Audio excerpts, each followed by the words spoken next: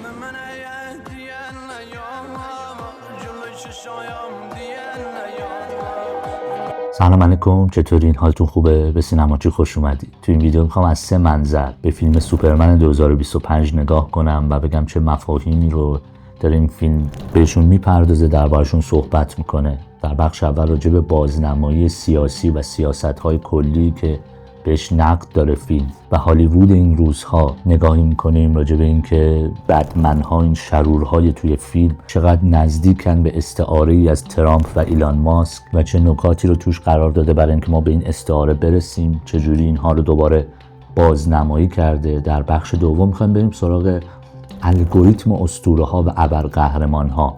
ابرقهرمان‌ها از الگوریتم اسطوره‌سازی و خدایان اساطیری ساخته میشن.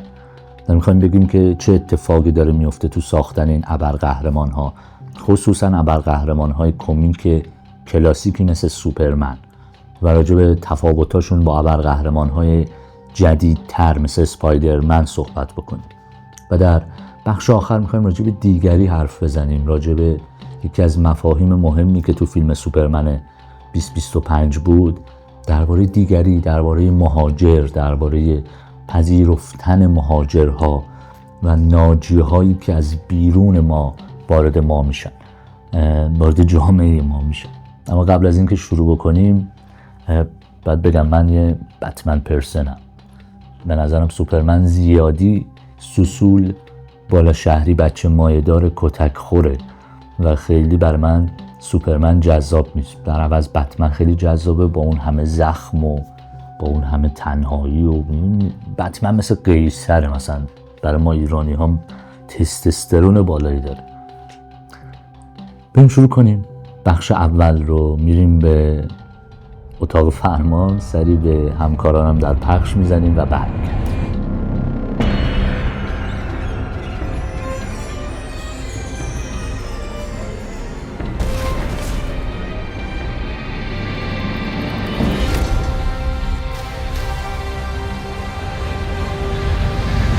این با نمایش یک جنگ بین دو کشور تخیلی بوریوایا یا همچین چیزی با جارنی هاپور، یه اسم اینجوری شروع میشه. اسمایی که و تیپایی که ما میبینیم از مردمان این کشور هم خیلی شبیه خاورمیانه و هند و پاکستان و همین سمت خودمون هستن. فیلم با یک جنگ اینجوری شروع میشه و انگار همه داستان سر به وجود آوردن این جنگ در اون منطقه است. اما خود جنگ مسئله اصلی فیلم یا مسئله اصلی ضد قهرمان‌های فیلم نیستن. انگار یه نمایشه برای رسیدن به یک هدفی. خب شخصیت اصلی ضد قهرمان ما کاملا ما رو یاد ایلان ماسک میندازه از چند نظر. اول اینکه یک مرد تکنوکراته، یک آدمیه که به شدت با تکنولوژی میخواد جهان رو فتح بکنه. دم و دستگاهی که داره هم حتی اگر نگاه کنین این ضد قهرمان هایی که باش کنترل میکنه، آدم هایی که پشت اونا هستن انگار به اون ضد قهرمان ها دستور میدن، به اون ربات های در واقع دشمن سوپرمن دستور میدن که چطور با اون مبارزه بکنه. انگار شبیه گیمرها، شبیه آدم هایی که پشت سیستم میشینن و یه دستورات خاصی رو به سیستم میدن و یه اتفاقای اون بیرون میفته. کاملا این رو داره بازنمایی میکنه. حتی توی نمای دیگه‌ای ما می‌بینیم میمون‌های دیوانه‌ای که پشت سیستم‌ها دارن انگار توییت میزنن، انگار دارن فضای مجازی رو کنترل میکنن، رسانه‌ها رو کنترل میکنن و در چنگ ایلان ماسک هستن. کاملا فضای ایکس یا توییتر قدیم رو داره بازسازی میکنه. یه مرد تکنوکراتی که میخواد جهان رو فتح بکنه و تمام المان‌های ایلان ماسک رو داره، پول داره، رسانه‌ها رو در چنگش داره و حتی اون جهان زیرین زندانی که داره میسازه هم شبیه به یک دارک وب، شبیه به الگوریتم ها و فضای انگار مادربرد و اینترنت و میدونین تکنولوژی که اون زندانی که داره و اون زیر داره آدم ها رو توش زندانی میکنه در سلول های کوچک کوچک. و اتفاقا مدلی که داره جهان رو به هم میریزه هم شکاف عمیقیه که در جغرافیا به وجود میاره، در مردم به وجود میاره. داره جهان رو به 2 قسمت تقسیم میکنه و اینطوری جهان رو نابود میکنه. از طرف دیگه ما رئیس جمهور دیوانه شبیه ترامپی رو میبینیم که بازیچه دست این آدمه. یعنی پشت پرده میبینیم که صرفاً کسیه که میاد سخنرانی میکنه، اما اون کسی که در واقع این رو داره کنترل میکنه همین آقای ایلان ماسک توی داستان ماست. پس یه بازنمایی سیاسی داریم توی فیلم میبینیم از وضعیت امروز جهان و علل خصوص امریکا. همونطور که میدونیم خب هالیوود چند سالیه که در واقع در حال مبارزه با سیاست‌های ترامپ و جبهه ترامپ و این فیلم ها چند سال اخیر کاملا دارن سعی میکنن به مردم خطر ترامپیست و ایلان ماسک رو بدن. البته که خب در سمت خودشون هم در واقع دموکرات ها با این فیلم ها دارن به نوعی تبلیغات سیاسی خودشون رو میکنن، اما برداشت های کلی که ما میتونیم از این جهان بکنیم رو اینجا درباره‌اش صحبت میکنیم. پس فیلم ضد تفکر ترامپیسته، کسی که باید جنگ راه بندازه، کسی که سلاح امروزش رسانه ها و کنترل آدم ها و ضد قهرمان ها و ربات ها و جهان توسط رسانه هاست. حتی وقتی میخوان ضربه بزنن به سوپرمن هم از رسانه استفاده میکنن و میبینیم که رسانه ها چه قدرت عجیب و عظیمی دارن در این جهانی که سوپرمن 2025 داره میسازه. اما خب نکته مهمی که حالا باید بیشتر هم در بخش بعدی درباره‌اش صحبت بکنیم آدم ها هستن. مردم عادی در مقابل این قدرت‌های رسانه‌ای صرفاً تماشاچی هستند. ما هر صحنه‌ای که از آدم‌ها می‌بینیم یا در حال ترسیدنن یا در حال تشویق کردنن. آدم‌های منفعل، آدم‌هایی که هیچ قدرتی در این جهان ندارن و صرفاً تماشاگاه بازی خدایان قدرت در اون بالا هستن.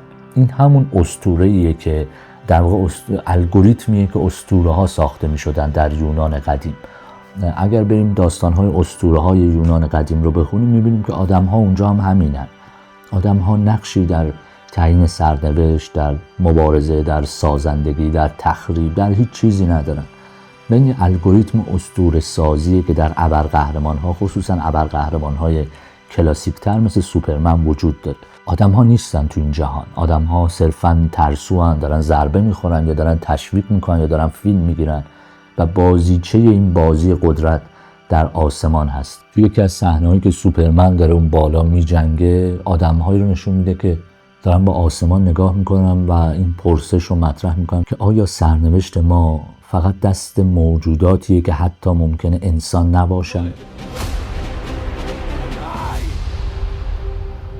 این ابرقهرمان‌های مدرن، این بازسازی ابرقهرمان‌های اسطوره‌ها و خدایان قدیم در دنیای مدرن، خب اتفاقی الگویی که در واقع همون موقع هم آدم‌ها خلق می‌کردن این خدایان رو برای القای امید در جامعه، برای گذر از حمله بلایای طبیعی، برای کنار هم بودن، برای قصه‌ای که بتونه انسان بقا رو ادامه بده، امید داشته باشه، یک کائناتی وجود داشته باشه، یک خدایانی وجود داشته باشه که حواسشون به آدم باشه، هرچند که ممکنه تهدیدی برای آدم باشن، ممکنه ترسناک باشه وجودشون، از طرفی هم حضورشون میتونه امید بخش باشه. در واقع یه جوری سرنوشت رو برای انسان معنا میکنه و اجازه میده که انسان بپذیره که قدرتی فرا انسانی این جهان رو داره جلو میبره و اگر ما نمیتونیم در برابر یه سری چیزها مقاومت کنیم، این پذیرش رو داشته باشیم که ما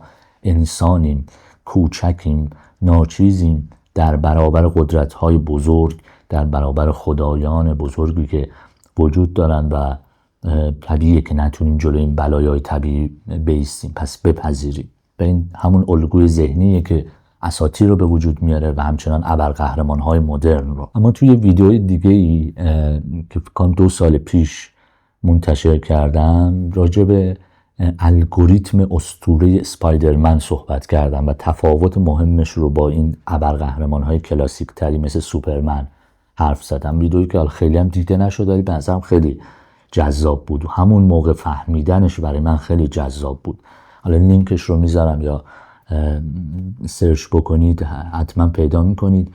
اینکه اسپایدرمن فرق داره با سوپرمن، الگوریتم ساختنش. یک آدم معمولیه، به شدت زندگی معمولی داره و اصلا دنبال داشتن یه همچین قدرتی نیست. در واقع این قدرت به یک آدم معمولی منتقل میشه، خیلی هم از این استقبال نمیکنه در ابتدا و اصلا دوست نداره استفاده کنه، ناراحته. حالا نکته مهمی که وجود داره، یعنی جایی که مسئله رو برای ما خیلی باز میکنه، دیالوگیه که عموی اسپایدرمن به اسپایدرمن میگه که داشتن قدرت در این جهان مسئولیت بزرگی رو برای تو داره. حالا که تو این قدرت رو داری، یک مسئولیت بزرگی هم در برابر جهان داری.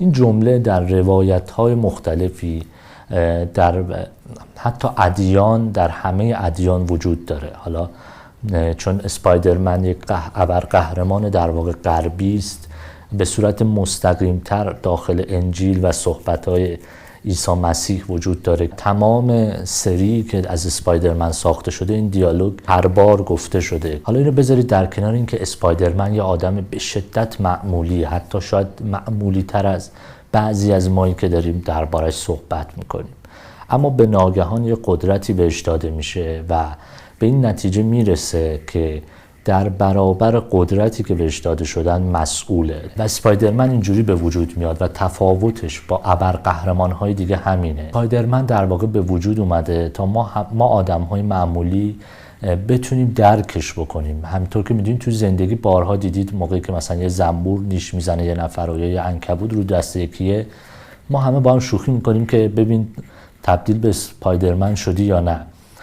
این باعث شده همون باورپذیریه در همه آدم‌های جهان به وجود بیاد که شما هم ممکنه یک روزی تبدیل به یک ابرقهرمان بشید و بعد باید این رو متوجه بشید که شما در برابر اون ابرقهرمان بودن در برابر جهان یک مسئولیتی دارید. اینکه انسانیه که تغییر میکنه، اما سوپرمن فرا انسانیه که میاد در دل انسان‌ها. حالا اونجا راجبش کامل صحبت کردم، اگه دوست داشتید ببینید. اما موضوع آخر موضوع دیگریه، موضوع مهاجر هاست. همین بخش هم در واقع یک اشاره‌ای به سیاست‌های ترامپ، سیاست‌های ضد مهاجرتی ترامپ یا هر کسی که مثل ترامپ فکر میکنه در جهان داره. اینکه دیگری و بیگانگان همواره تهدیدی هستند برای ما و این تفکر اتفاقا یکی از نخ‌های اصلی فیلمه. در واقع اون آرکتایپ یا اون تغییری که قهرمان داستان سوپرمن میکنه بر پایه همینه که از دیگری تبدیل بشه به خودی.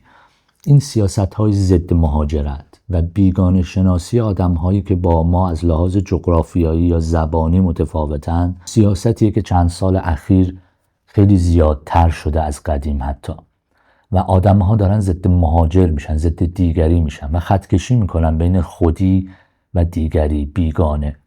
و این فیلم داره راجع به این مسئله مهم هم صحبت میکنه که قهرمان ما، ابرقهرمان ما در ابتدا به نظر میرسه یک دیگریه، یک فرا انسانیه که از یک کره دیگه‌ای، سرزمین دیگه‌ای برای نجات انسان‌ها یا مقابله با انسان‌ها به زمین اومده. اما کم کم میفهمه که این دیگری، این مهاجر میتونه اگر خصوصیات انسانی رو بگیره، اگر دل سوز سرزمین باشه، اگر دل واپس مردم اون سرزمین باشه، تبدیل به خودی بشه و این بیگانگی و دیگری از بین بره. در حالی که در خود این سرزمین باز آدم‌هایی مثل همین ضد قهرمان‌های لوتر بود اگه اسمش رو اشتباه نگم وجود دارن که خودی هن اما بر ضد مردم هن و در واقع بیگانه میشه. پس این خطکشی خودی و بیگانه، دیگری و خودی رو باید از بین برد. سیاستیه که یعنی تفکریه که به نظر من اتفاقا خیلی مهمه و خیلی خوبه که فیلم ها برن به سمت تولید یه همچین تفکری در جامعه. خلاصه این که فیلم سوپرمن 2025 فیلم سرگرم کننده‌ای بود. به نظرم خود داستان و گره های داستانی به اندازه سال 2025 چه از لحاظ VFX و جلوه های ویژه چه از لحاظ داستانی حرفی برای گفتن چندانی نداشت. به هر حال سرگرم کننده بود. اما مثلا اینا رو مقایسه کنید با بتمن های کریستوفر نولان که چقدر عمق داده به شخصیت ها، به داستان ها، به انسان ها و چطور اون شخصیت ها رو ساخته و ماندگار شده. به هر حال همین از این سه منظر اما فیلم قابل تأمل و قابل گفتگویی بود. شما هم نظرتون رو بنویسید. مرسی که سینماچی رو دنبال میکنید. مراقب خودتون باشید و دمتون گرم. از اینجور حرفا. فعلا.